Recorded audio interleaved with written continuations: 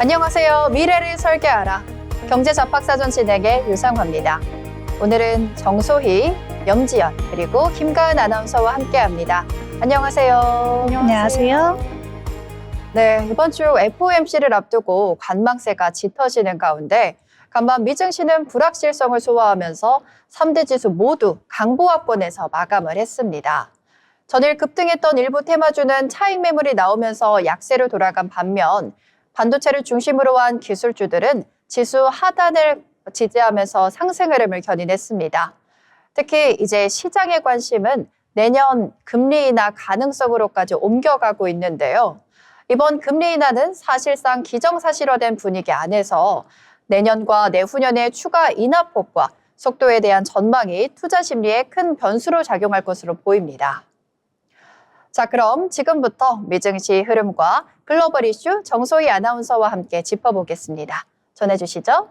네, 지난 금요일 뉴욕 증시 3대 지수 모두 강보합권에서 마감했습니다. 이번 주에 있을 FOMC 회의를 앞두고 투자자들은 신중한 모습을 보였는데요. 그래도 금리 인하가 단행될 것이라는 예측이 나오면서 상승세를 탔습니다. 자세한 마감 지수 함께 보시면요. 먼저 다우존스 0.22% 상승한 47,954.99포인트로 종가 형성했고요. 나스닥은 0.31% 오른 23,578.13포인트로 종료됐습니다. S&P 500 역시 0.19% 상승하면서 6,870선에서 마감했습니다. 전체적으로 큰 상승세는 아니었지만 강보합권에 머무는 모습이었는데요. 그럼 어떤 소식들이 이러한 움직임을 보이게 했는지 글로벌 이슈들 함께 살펴보도록 하겠습니다.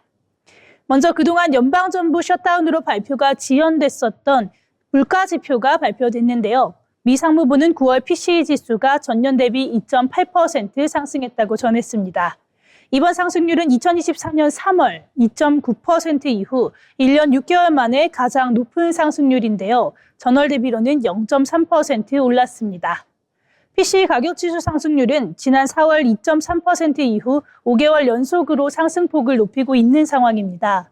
에너지와 식료품을 제외한 코어 PCE는 9월을 기준으로 전월 대비 0.2% 상승한 수준이고요.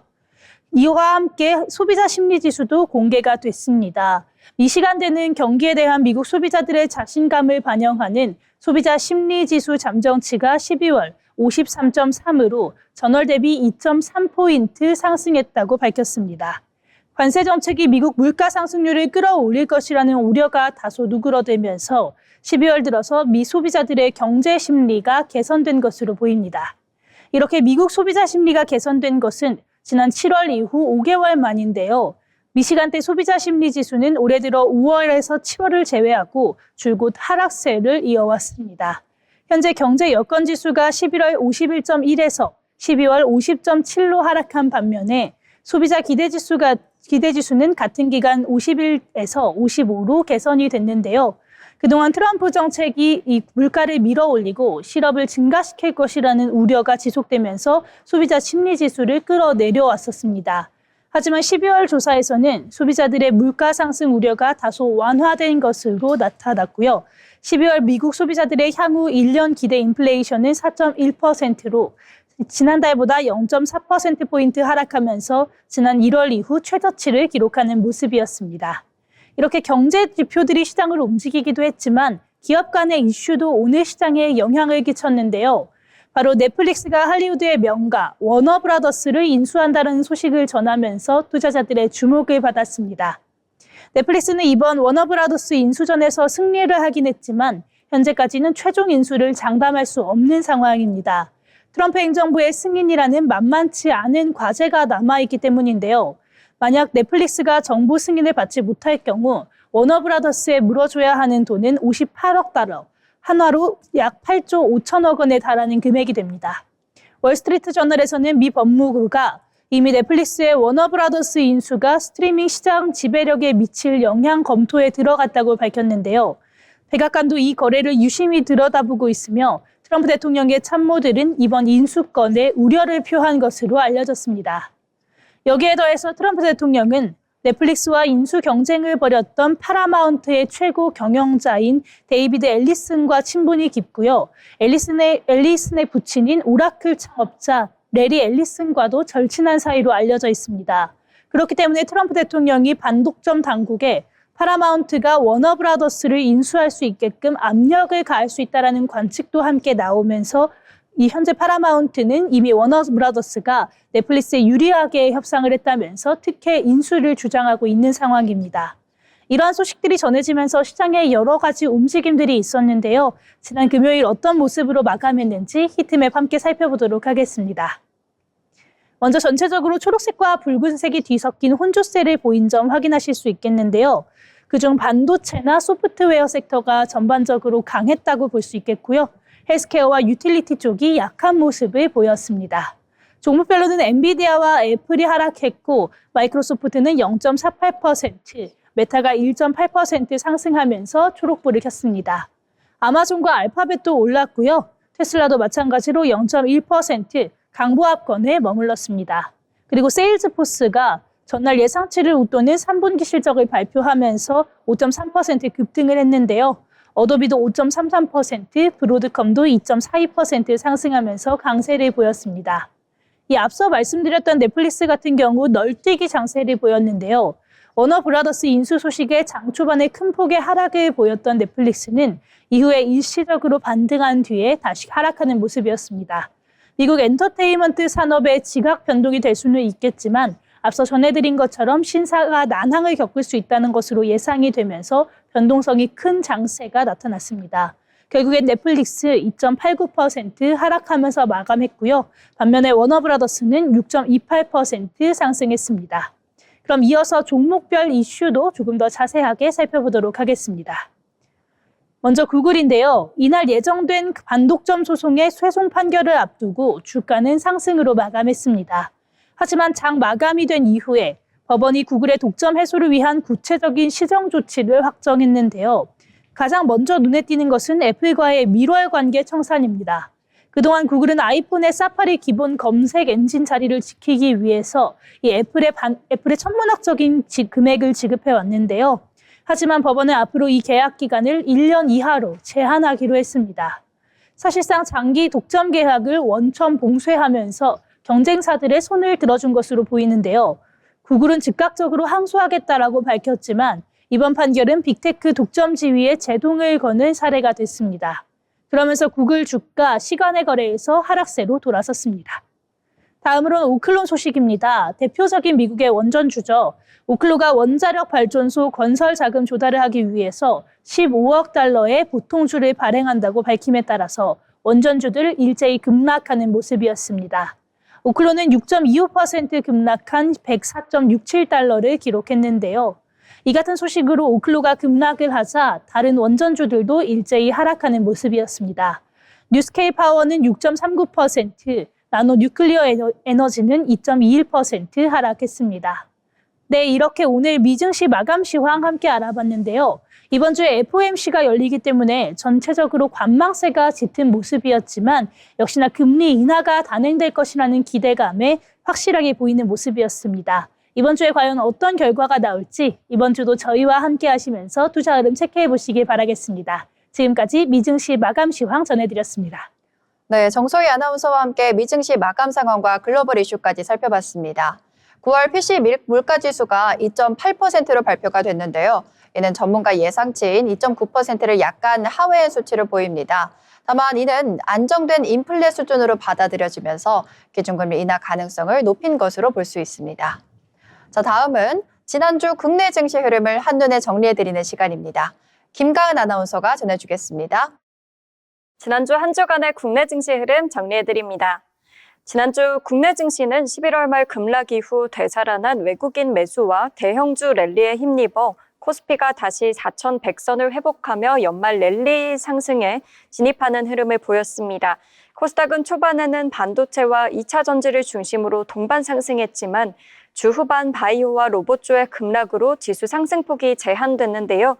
증권사 리포트는 현대차 그리고 LG이노텍 등 개별 종목 리레이팅과 함께 외국인 수급 개선, FOMC 이후 금리 인하 가능성에 초점을 맞췄고 시작은 자동차, 원전, 건설 등 정책 이벤트 모멘텀 섹터로 순환매가 확산되는 모습이었습니다. 지난주 코스피는 3,926.59포인트에서 4,100.05포인트로 마감해서 주간 기준 173.46포인트, 4.4포인트 상승 마감했습니다. 12월 첫 거래일에는 3,920선으로 소폭 조정을 받았지만 이후 나흘 연속 3,900선 이상을 유지하면서 2일 3,994선, 3일 4,036선, 5일 4,100선까지 계단식 상승을 이어갔습니다. 코스닥은 912.67포인트에서 924.74포인트로 마감해 주간 12.07포인트, 1.3% 상승했습니다. 1일부터 3일 연속 상승으로 930선을 넘겼지만 4일과 5일 바이오 그리고 로봇주의 조정 여파로 이틀 연속 하락하면서 상승폭이 줄어들었습니다. 수급 측면 함께 짚어보시죠.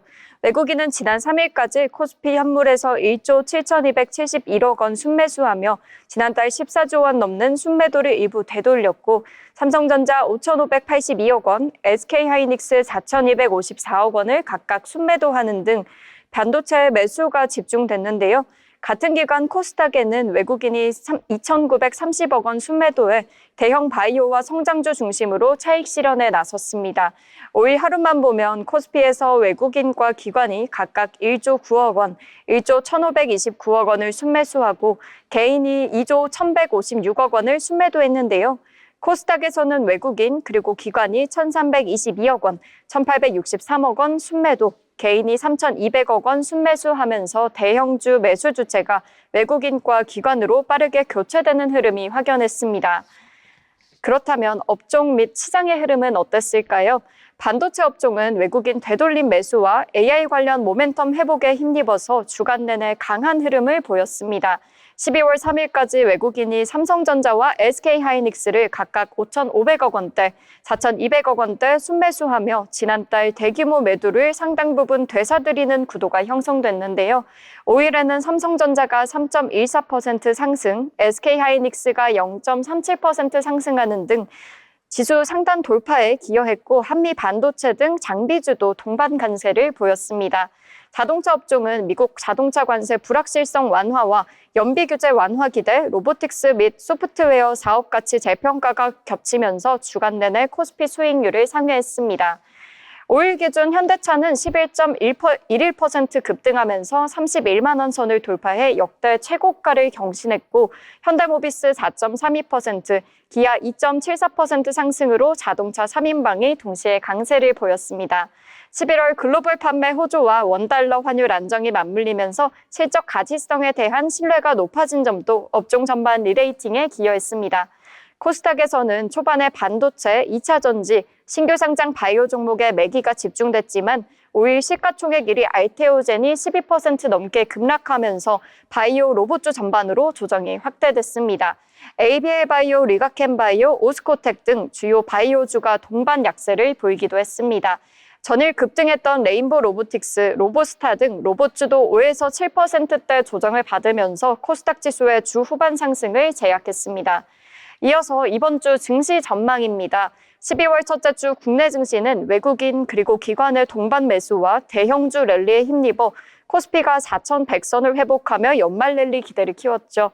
특히 자동차와 반도체, 건설, 원전 등 명확한 이벤트를 가진 업종으로 수급이 집중됐고 코스닥에서는 바이오, 로봇주의 급락을 개인 매수세가 받아내는 구조가 반복됐었는데요. 이번 주에는 FOMC와 브로드컴 실적, 선물 옵션 동치 만기, 지수 정기 변경 등 굵직한 이벤트가 한꺼번에 예정되어 있어서 단기 변동성이 커질 수 있는 구간입니다. 코스피 4,000선과 환율 1,470원 안팎의 지지력, 그리고 외국인 현물, 선물 동조 여부를 중심으로 시장의 체력과 수급 구조를 점검하는 한 주가 되겠습니다. 지난주 시장은 코스피의 폭발적인 랠리와 함께 금리 인하의 기대감이 정점에 달했는데요. 하지만 시장의 강력한 상승 탄력 뒤에는 단기 과열에 대한 부담과 주요 경제지표 발표를 앞둔 불확실성이 내재되어 있는 상황입니다. 지나친 낙관론을 경계하면서 이번 주 발표될 고용 및 물가 지표를 확인하기 전까지는 공격적인 포지션 확대보다는 리스크 관리와 포트폴리오 점검을 병행하시는 게 좋겠습니다. 지금까지 지난주 국내 증시 흐름 짚어봤습니다. 네, 김가은 아나운서와 함께 지난주 국내 증시 흐름 짚어봤습니다. 지난주는 단연 반도체와 자동차가 강한 주라고 볼 수 있겠는데요. 이번 주에도 그 흐름이 이어질지 같이 지켜봐야겠습니다. 이번에는 주목할 만한 이슈들을 살펴보는 모 이슈 시간입니다.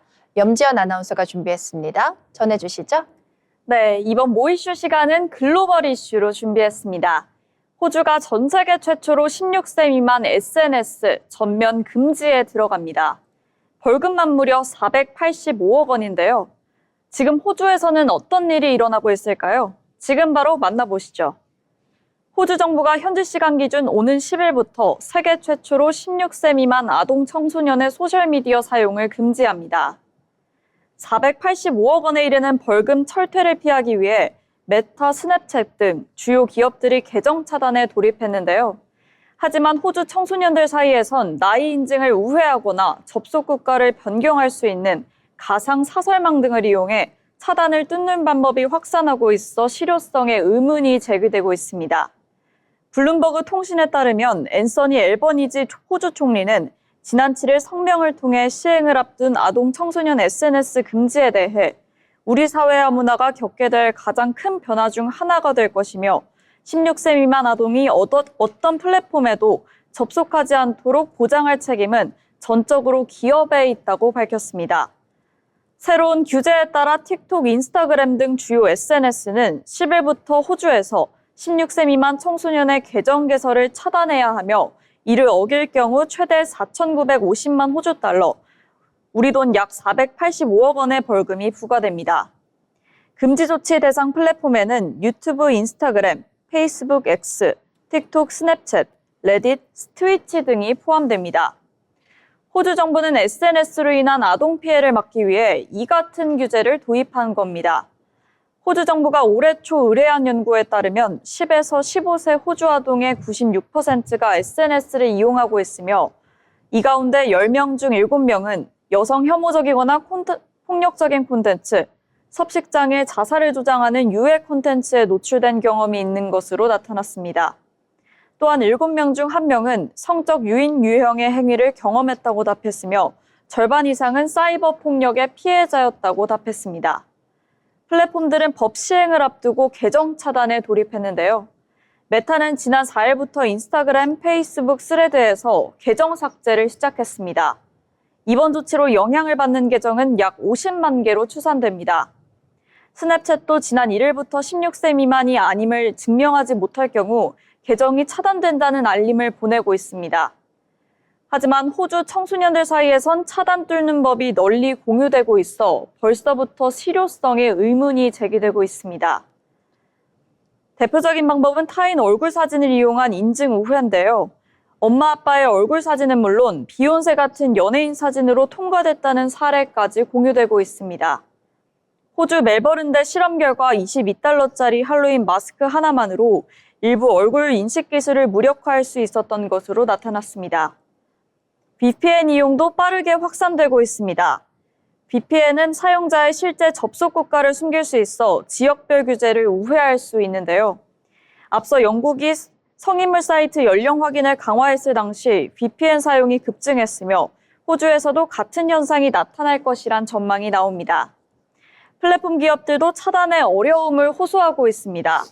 스냅챗 측은 기술적 도전 과제가 크다고 밝혔고 연령 인증을 담당하는 외주 업체인 KID 역시 차단 기술과 우회 기술 간의 싸움은 사실상 매일 반복되고 있다고 밝혔습니다. 메타는 앱 다운로드 시 연령 확인을 의무화하고 16세 미만 이용자의 경우 부모 동의를 요구해야 한다고 주장하고 있습니다. 한편 2명의 청소년은 이 법이 위헌적이고 전체주의적이라며 헌법 소원을 제기했는데요. 유튜브 모회사인 알파벳도 별도의 소송을 검토 중인 것으로 알려졌습니다. 앞으로도 이 정책이 어떤 변화와 후폭풍을 불러올지 지켜봐야 할 것 같습니다. 지금까지 모 이슈였습니다. 네, 염지연 아나운서와 함께 모 이슈 살펴봤는데요.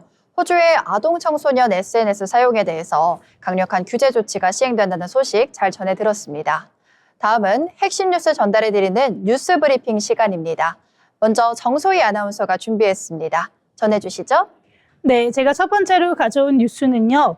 미 국방 한국은 모범 동맹국 특혜 받을 것이라는 제목의 기사입니다. 피트 헤그세스 미 국방부 장관이 레이건 국방 포럼에서 이스라엘과 한국, 폴란드를 모범 동맹국으로 지목하면서 우리로부터 특혜를 받을 것이라는 발언을 했습니다. 반대로 방위비를 늘리지 않은 국가는 결과를 감당해야 한다고 경고했는데요. 헤그세스 장관은 한국을 예로 들면서 국내 총생산의 3.5%를 핵심 군사 지출에 쓰고 재래식 방위에서 주도적인 역할을 약속했다고 소개했습니다. 이는 지난달 13일 한미 정상 공동 팩트시트에 담긴 내용과 맥을 같이 하고 있는데요. 이번 발언은 트럼프 행정부의 부담 공유 원칙을 재확인한 것으로 해석됩니다. 전날 공개된 미국 국가안보 전략이 서반구와 인도 태평양 방어를 우선순위로 제시한 가운데 헤그세스 장관은 동맹이 자기 지역 방어와 집단 방위에 더 기여해야 한다고 강조했습니다. 대중노선과 관련해서는 지배가 아니라 세력 균형을 목표로 한다면서 우리는 강화돼 불필요한 대립은 피하겠다고 밝혔습니다. 다음 뉴스도 함께 보겠습니다. 12월인데 대기업 60% 내년 투자 계획 못 세웠다. 국내 대기업 10곳 중 6곳이 내년 투자 계획을 아직 세우지 못했거나 아예 없다고 답했습니다. 환경협이 매출 상위 500대 기업 중 110곳을 조사한 결과인데요. 미정이 43.6%, 없음이 15.5%로 집계됐습니다. 계획을 세운 기업도 86.7%가 올해와 비슷하거나 줄이겠다고 응답했습니다. 이유를 보면 조직 개편과 인사 이동 등 내부적인 변수가 37.5%, 대내외 리스크를 선반영하는 것이 필요하다는 의견이 25%, 불투명한 경기 전망이 18.8%였습니다. 내년 투자 리스크로는 관세 등 보호무역과 공급망 불안이 23.7%, 미국과 중국 등 주요국 경기 둔화가 22.5%, 고환율이 15.2%로 지적됐는데요. 국내 투자의 애로사항으로는 세금 부담금과 경직성 노동 규제, 입지 인허가 규제 순이었습니다. 업계는 공급망 불안과 환율 변동, 규제가 투자 심리를 위축시키고 있다면서 첨단 산업 체제의 지원과 규제 개선 등 정책적인 뒷받침을 요구했습니다. 정부가 투자 인센티브와 조세, 노동제도 정비에 속도를 내야 한다는 목소리가 커진 상황입니다. 제가 준비한 뉴스는 여기까지입니다. 네, 먼저 정소희 아나운서가 소식 전해주셨고요. 이어서 염지연 아나운서가 이어가겠습니다. 전해주시죠. 최근 개인정보 유출 피해가 일파만파로 확산되고 있습니다. 3천만 명이 넘는 개인정보가 빠져나간 쿠팡 사태에 이어 비슷한 보안 사고도 이어지고 있습니다. 해킹으로 611만 명 개인정보가 빠져나간 게임업체 넷마블은 최근 8천 건의 추가 유출이 확인됐고 온라인 쇼핑몰 G마켓에서는 자기도 모르게 상품권이 최대 20만 원 무단 결제된 피해자가 73명까지 늘었습니다. 정부는 관계부처 회의를 열고 쿠팡처럼 정보보호 관리체계 인증을 받은 기업에서 심각한 유출 사고가 일어날 경우 인증을 취소하는 방향도 추진하기로 했습니다. 이어서 다음 소식입니다. 지난 6일 낮 12시 반쯤 경북 칠곡군 외관읍에 있는 한 섬유 공장에서 불이 나 약 10시간 만에 꺼졌습니다. 공장 직원 6명이 스스로 대피해 다친 사람은 없었지만 불이 난 공장 4개 동과 인근 공장 2개 동 등 약 600평이 전소됐고 인근 공장 1개 동 일부가 불에 탔습니다. 소방당국은 현장 수습을 마치는 대로 정확한 사고 원인을 조사할 예정입니다. 지금까지 뉴스 브리핑 마칩니다. 네, 염지연 아나운서까지 오늘의 뉴스 브리핑 잘 전해주셨습니다. 쿠팡의 개인정보 유출 사건과 관련해서는 한국과 미국에서 동시에 소송을 진행할 거란 소식까지 추가적으로 전달해 드리겠습니다. 아울러 본 방송에서 제공하는 정보는 투자 판단에 대한 조언일 뿐 해당 종목 가치의 상승 또는 하락을 보장하지 않습니다.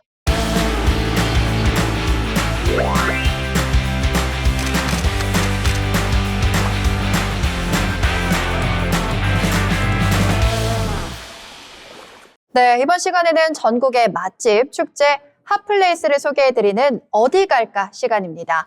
이번 시간은 염지연 아나운서가 준비했는데요. 자, 오늘은 어디로 떠나볼까요, 지연 아나운서?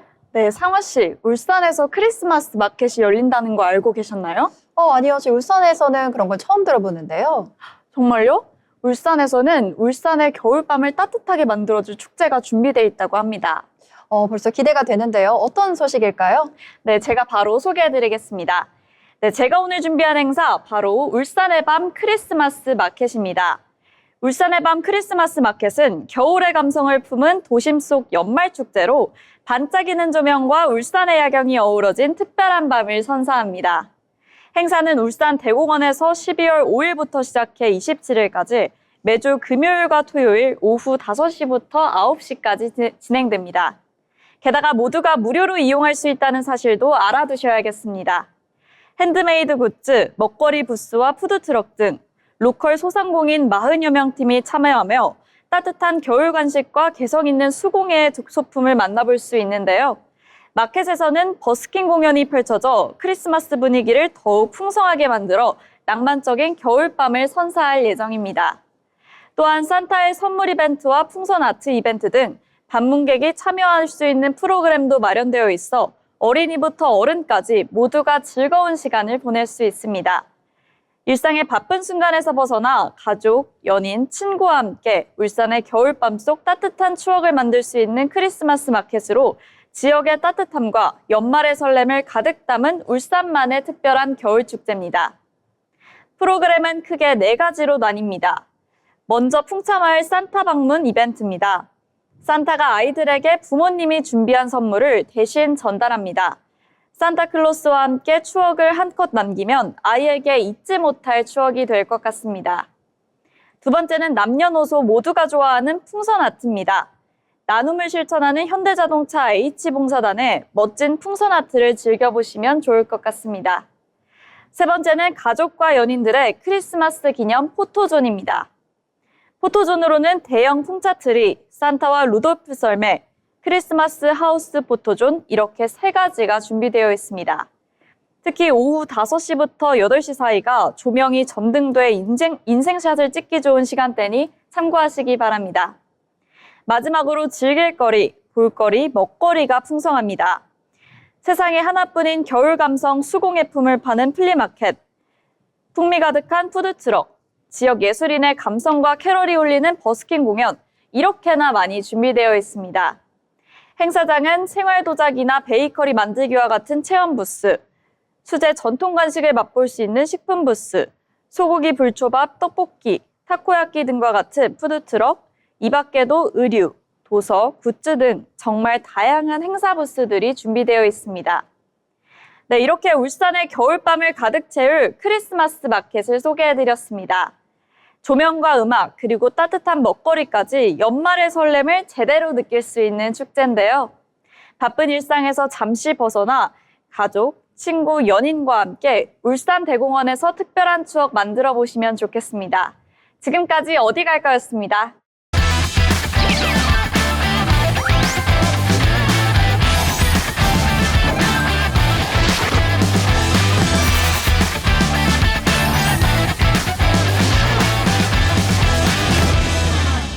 이번 시간은 투자의 고수가 되고 싶은 아나운서들이 주식 그리고 경제 이야기 나눠보는 시간입니다.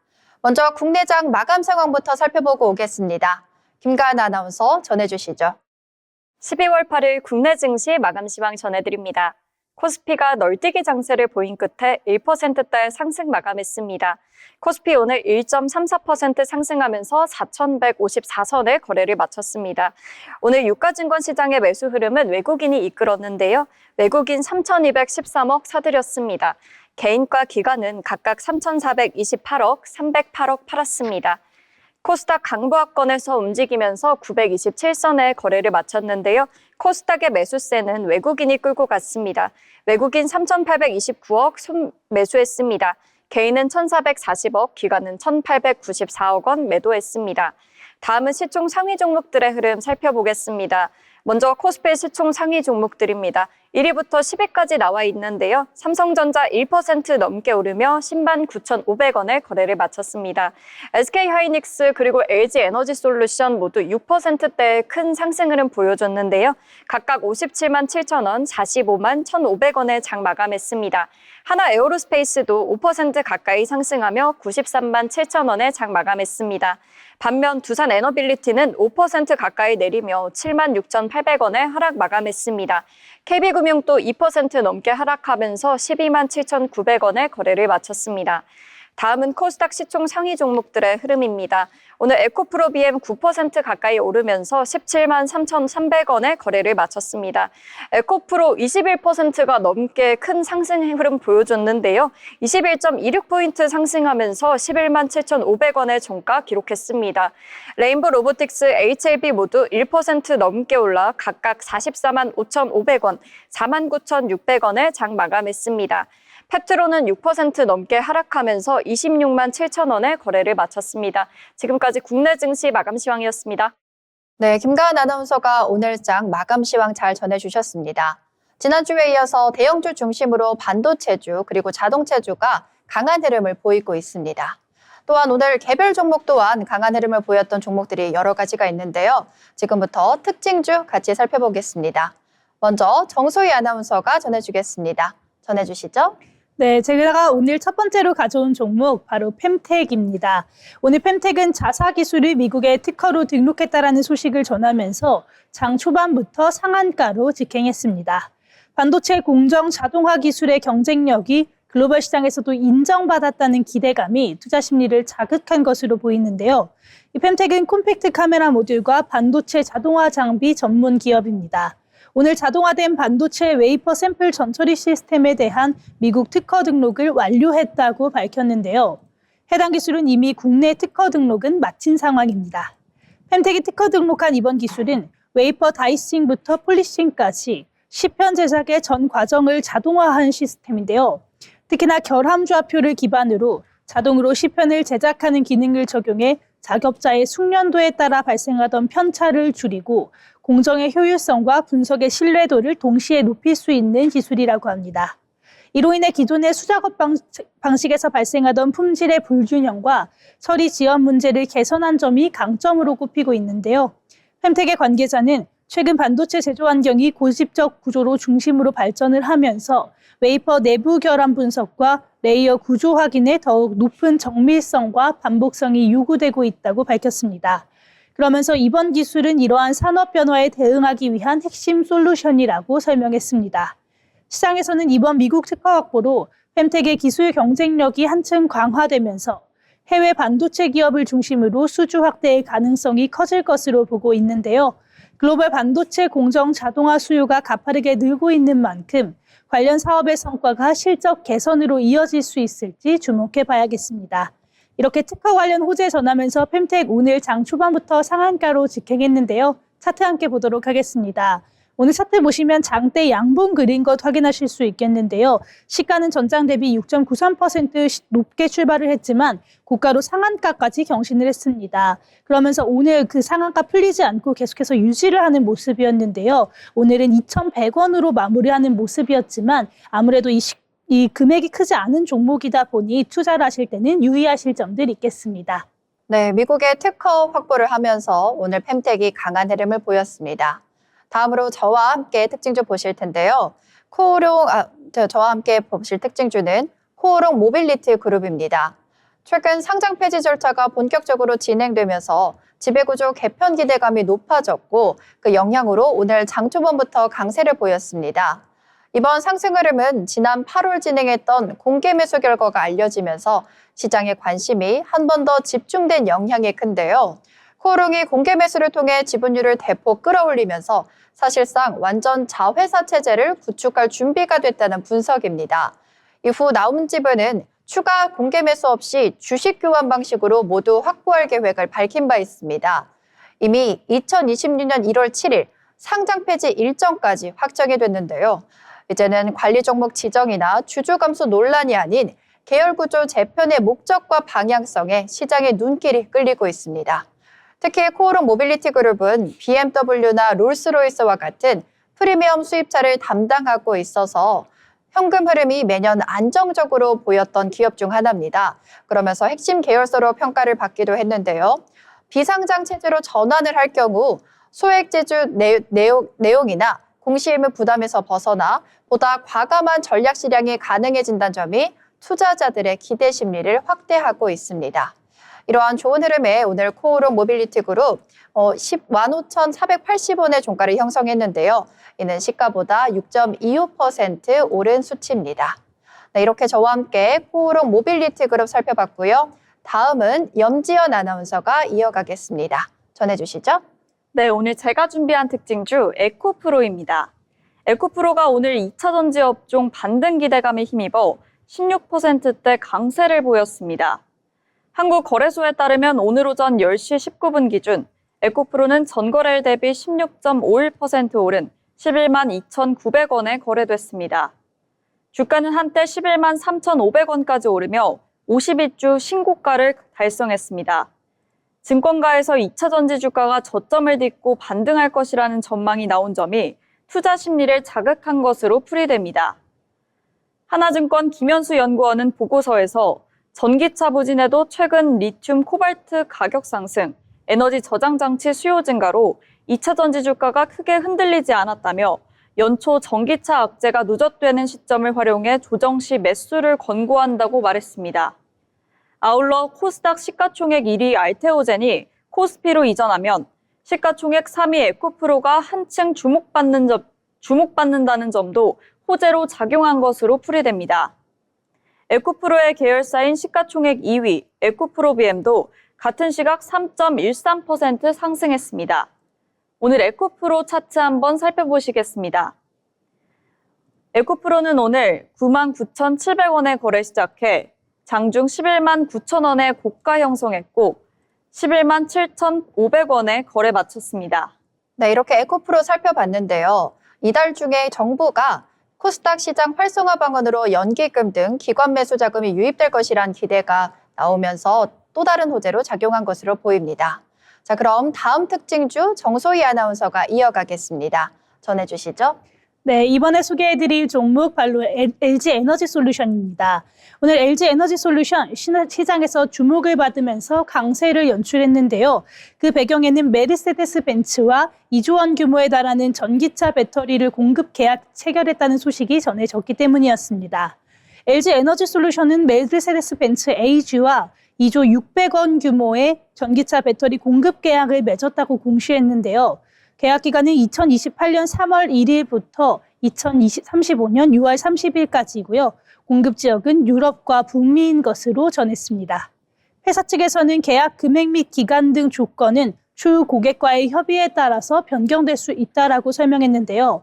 앞서 메르세데스 벤츠 회장이 서울을 방한을 했을 때 서울 여의도 LG 트윈타워에서 LG 에너지 솔루션을 비롯해서 LG전자, LG 디스플레이, LG 이노텍 등 LG의 핵심 계열사 CEO들과 회동한 바가 있었습니다. 벤츠와 LG 에너지 솔루션은 계속해서 전기차 배터리 관련 협력을 이어오고 있는데요. 지난 9월에도 메르세데스 벤츠와 총 107기가와트시 규모의 배터리 공급 계약을 체결한 바 있습니다. 메르세데스 벤츠 계열사의 75기가와트시 규모, 메르세데스 벤츠 AG의 32기가와트시 규모였는데요. 이번 계약까지 체결이 되면서 메르세데스 벤츠 계열사와의 계약은 2029년 7월 30일부터 2037년 12월 1일까지로 연장이 됐고요. 메르세데스 벤츠 AG와의 계약은 2028년 8월 1일부터 2035년 12월 31일까지로 체결됐습니다. 이렇게 대형 계약 소식을 전하면서 오늘 LG 에너지 솔루션 주가가 힘을 받았고요. 오늘 차트 함께 보시면요. 오늘 역시 장대 양봉 그렸습니다. 이 시가가 전장 대비해서 굉장히 낮게 출발을 했는데요. 오늘 계속해서 오르는 모습 보여주면서 오늘은 5.75% 상승한 45만 원으로 종가 형성했습니다. 네, LG 에너지 솔루션까지 살펴봤고요. 이제 마지막 특징주 저와 함께 보시겠습니다. T-로보틱스입니다. T-로보틱스 또한 오늘 장 초반부터 강세를 보였는데요. 최근 미국 정치 전문 매체 보도를 통해서 트럼프 행정부가 내년 로봇 산업 육성을 위한 행정명령 발표를 검토 중이라는 소식이 전해졌습니다. 미 상무부 장관이 주요 로봇 기업 CEO들과 비공개 회의를 진행한 사실이 알려지면서 정책 드라이브가 현실화될 가능성이 부각이 됐습니다. 또한 미국 정부 대변인이 로봇공학과 첨단 제조업이 국가 산업 경쟁력 회복의 핵심이라고 직접 언급하면서 관련 섹터에 대한 관심이 빠르게 확산되고 있습니다. 이 가운데 시장은 실제 실적 기반의 수혜 가능성이 큰 기업에 주목하는 분위기인데요. T-로보틱스는 협동 로봇과 자율주행 이송 로봇, 즉 AMR 기술을 연동한 정밀 공정 자동화 솔루션을 보유하고 있습니다. 이 기술을 바탕으로 미국 최대 전기차 배터리 공장에 AMR 솔루션을 공급한 실적을 가지고 있는데요. 이러한 공급 레퍼런스를 통해서 단순한 정책 기대감이 아닌 실제 레퍼런스 기반 경쟁력이 부각되면서 추가 수주 가능성이 높게 거론되면서 오늘 강세 흐름으로 이어졌다는 분석입니다. 또한 로봇 산업이 단순 조립 자동화를 넘어 배터리, 물류, 제조 전반으로 적용 범위를 확대하는 시점과 맞물렸다면서 업황 기대감이 함께 커지고 있습니다. 네, 이렇게 오늘의 특징주까지 알아봤습니다. 다음으로는 투자 리포트 알아보는 시간인데요. 어려운 리포트를 쉽게 풀어드리는 시간입니다. 정소희 아나운서가 준비했습니다. 전해주시죠. 네, 오늘 소개해드릴 리포트는요. 대신증권에서 발간한 금융업 정책이 주도하는 주가 방향성입니다. 제목에서부터 느낌이 딱 오실 텐데요. 지난 2년 동안 금융주를 뜨겁게 달궜던 밸류업 프로그램처럼 2026년에도 정부의 정책이 금융주의 등락을 결정짓는 핵심 변수가 될 것이라는 분석입니다. 오늘 리포트의 결론부터 먼저 말씀을 드리면요. 내년 상반기까지 가장 매력적인 금융 섹터는 바로 증권입니다. 그 다음이 은행 그리고 보험 순서인데요. 특히나 증권사 같은 경우 IMA라는 새로운 무기를 장착하게 되면서 은행의 예금과 맞먹는 상품 경쟁력을 갖게 될 것이라는 전망입니다. 구체적으로는 어떤 정책 변화가 있는지 또 우리 투자자분들 어떤 종목을 눈여겨봐야 할지 한번 살펴보도록 하겠습니다. 먼저 증권 업종부터 살펴보면요. 증권사의 2026년 핵심 키워드는 모험 자본입니다. 여기에서 제일 중요한 건 바로 IMA, 즉 종합투자계좌의 등장입니다. 이 IMA가 뭐냐면요. 증권사가 원금을 보장해 주면서도 시중 은행 예금보다 조금 더 높은 금리를 줄 수 있는 상품이라고 설명할 수 있겠는데요. 그동안 증권사는 고객의 돈을 끌어모으는 수신 기능이 약했습니다. 그런데 이 IMA가 도입되게 되면 상황이 달라질 수밖에 없는데요. 특히나 자기 자본이 큰 대형 증권사들은 이 계좌를 통해서 막대한 자금을 조달할 수 있게 되고요. 이렇게 모은 돈으로 기업 대출이나 회사채 매입 같은 기업 금융에 공격적으로 나설 수 있게 됩니다. 마침 삼성이나 현대차 같은 주요 대기업들이 내년에 국내 투자를 크게 늘릴 계획이라고 발표했는데요. 이렇게 되면 기업들은 돈이 필요하고 증권사는 IMA로 돈을 모아서 공급해주는 그런 딱 맞아떨어지는 구조가 펼쳐지게 됩니다. 그래서 오늘 리포트에서는 이 IMA 사업의 1호 사업자가 될 가능성이 높은 한국금융지주를 최선호주로 꼽고 있습니다. 또한 이렇게 거래 대금이 늘어나게 되면 당연히 수수료적인 수익이 좋아질 수밖에 없겠죠. 내년 상반기에는 미국 금리 인하와 맞물려서 유동적인 장세가 이어질 것으로 보이는데요. 이렇게 되면 개인 투자자들의 거래 비중이 높은 키움증권도 실적 개선이 뚜렷할 것으로 전망됩니다. 다음은 은행입니다. 은행주 투자하시는 분들 배당 때문에 투자하실 텐데요. 반가운 소식은 이제 국내 주요 금융지주들의 총 주주 환원율이 60% 수준까지 올라갈 수 있다는 분석입니다. 사실 은행들이 매년 돈은 잘 벌어왔었는데요. 펀더멘털에는 문제가 없었는데 주가가 시원하게 오르지 못했던 건 환율 때문이라는 분석이 있습니다. 국내 투자자들은 해외 주식을 사느라 달러를 밖으로 내보내고 반대로 외국인은 국내 주식을 팔면서 수급이 꼬일 수밖에 없는 상황인데요. 하지만 내년 상반기에 미 연준이 금리 인하를 하게 된다면 달러 약세가 올 수 있기 때문에 이 불균형이 해소될 가능성이 커 보입니다. 이렇게 환율이 안정화가 되고 여기에 주주 환원율이 60%라는 확실한 당근까지 제시가 된다면 외국인의 수급들이 다시 은행으로 돌아올 수 있을 것으로 보입니다. 이런 관점에서 최선호주로는 우리 금융지주가 제시되는데요. 보험사 인수와 증권사의 출범으로 이익 체력이 좋아지는 데다 총 환원율을 40%까지 끌어올리겠다는 계획이 있기 때문에 주주에게 돌아가는 몫이 가장 크게 늘어날 것으로 분석됩니다.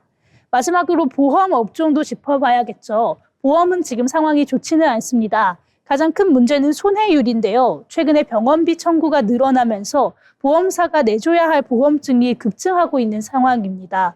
물론 보험사들도 가만히 있을 수는 없기 때문에 내년에는 보험료를 올리고 보장 한도를 줄이는 방식으로 대응을 할 텐데요. 하지만 이런 조치들이 효과를 보려면 시간이 좀 필요할 수밖에 없습니다. 그래서 내년 상반기까지는 실적 개선이 더딜 수밖에 없다는 진단이고요. 결국 보험주는 누가 덜 다치고 더 잘 버느냐 이렇게 관건이 될 것 같습니다. 업황이 안 좋을 때에도 이익을 안정적으로 지켜내는 회사를 고를 수 있어야겠는데요. 오늘 리포트에서는 장기 보험 손익이 안정적인 삼성화재와 그리고 효율적인 비용 관리 능력을 보여주는 메리츠 금융지주를 관심 종목으로 꼽았습니다.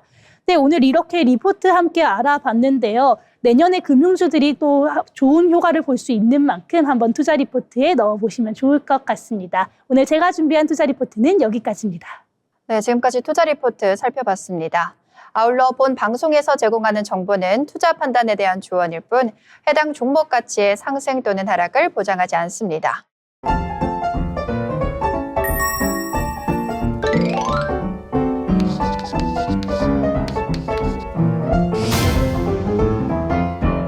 네, 오늘 장을 이제 벌써 정리할 시간입니다.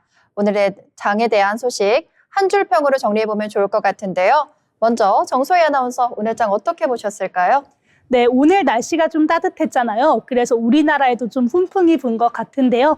저는 훈풍아 이어져라 이렇게 한번 이야기해 보도록 하겠습니다. FOMC를 앞두고 훈풍이 조금 불어왔던 만큼 이번 주에 발표될 금리 인하 가능성을 놓고 우리 장에도 훈풍이 계속해서 불어왔으면 좋겠습니다. 네, 정소희 아나운서의 훈풍이 계속 불어왔으면 좋겠다라는 한 줄 평 잘 들어봤습니다. 이어서 염지연 아나운서 오늘 장 어떻게 보셨을까요? 네, 저는 오늘 장 한마디로 이대로만 쭉쭉이라고 요약하겠습니다. 내일도 빨간불이 계속 들어왔으면 좋겠네요. 네, 오늘 미증시도 그렇고 국내 증시도 모두 빨간불로 마감을 했습니다. 이러한 흐름이 계속해서 이어졌으면 하는 바람을 염지연 아나운서가 잘 요약을 해주셨고요. 저는 이렇게 한번 요약을 해보겠습니다. 오늘 코스피와 코스닥 중에서 가장 상승폭이 컸던 거는 바로 에코프로인데요. 무려 22%가 넘게 올랐습니다. 알테오젠이 코스닥에서 이제 코스피로 이전 상장한다는 소식과 함께 이제 에코프로가 그 1위를 차지할 거란 소식에 기대감이 높아진 건데요. 그래서 왕이 떠난 자리, 기회는 남는다. 이렇게 요약해 보겠습니다. 훈풍이 이어지기를 바라는 만큼 여러분의 투자 전략 저희 경제잡학사전과 함께 하시면 좋겠습니다. 오늘 저희가 방송은 여기까지입니다. 시청해 주신 여러분 고맙습니다.